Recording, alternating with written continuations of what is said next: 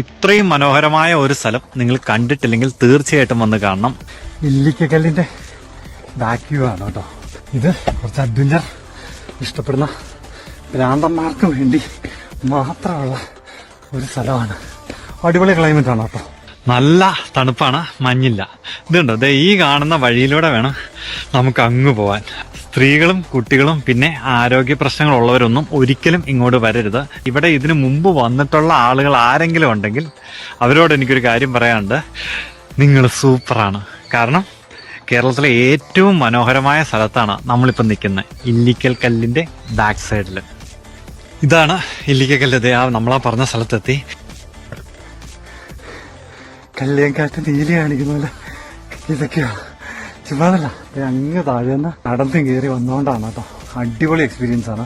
പക്കാ പ്രാന്തന്മാർക്കെല്ലാം പറ്റിയൊരു സ്ഥലം ഇല്ലിക്കക്കല്ലിന്റെ ബാക്ക് വ്യൂ ആണ്.